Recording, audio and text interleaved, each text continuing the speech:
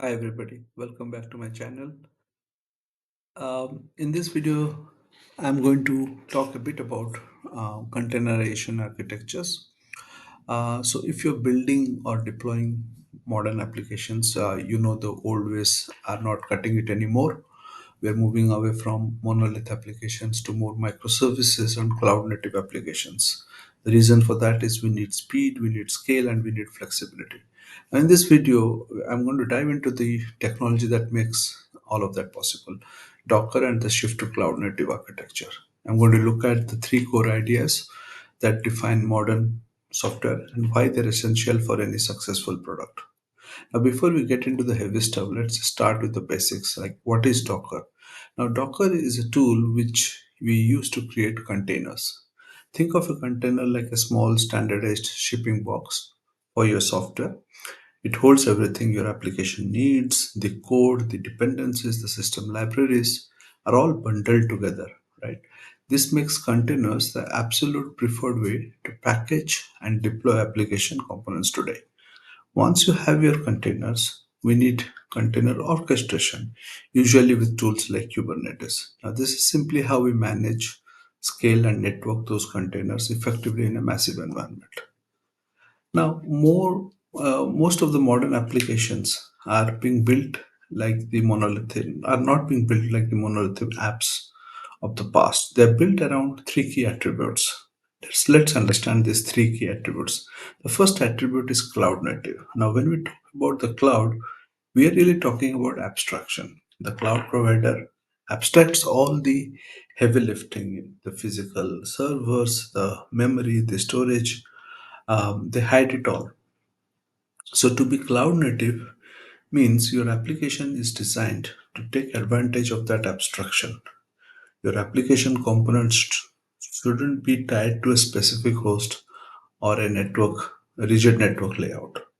This gives you maximum flexibility in deciding where and how to deploy your services. Okay. Attribute 2 is modular. Modularity has always been a goal in software, promoting high cohesion, where every part of a module serves a single specific purpose, and low coupling, meaning modules minimize dependencies and communication with each other, right? So the key change today is that we carry this modularity right into the runtime. We give each module a separate operating system process, and we actively discourage shared resources like a common file system or shared memory. Because they are separate processes, all communication between modules is done using a standard network communication, usually via sockets or APIs. The third attribute is microservices based. Now, the modular approach naturally leads to small individual components, which we call as microservices. In theory, the cloud can give you one giant powerful server, but in practice, using one large server is often more expensive and less flexible than using many small ones. So, by breaking our application down into very small, fine grained microservices, we can deploy them to cheap commodity servers and easily scale each service independently. This lets us leverage our cloud providers' hardware to the best advantage, driving down costs and increasing agility. So why containers are necessary? So we have this brilliant highly modular services, the microservices, but how do we actually handle them in the real world? This is where the container steps in.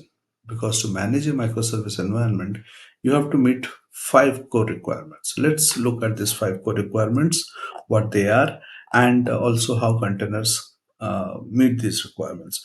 The first one is in terms of packaging.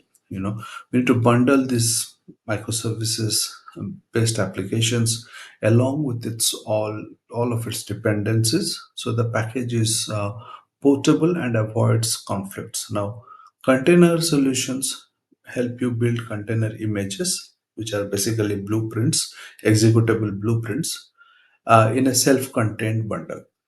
Okay. Versioning, we must uniquely identify a version so that we know exactly what we are running, updating, or rolling back. Now, containers are based on immutable. uh, tagged images, providing clear version control. Third is isolation. We need to keep one microservice from interfering with another, even if they share the same physical server. Now, containers use kernel features to create a strong, dedicated sandbox for each service. The fourth requirement is fast startup.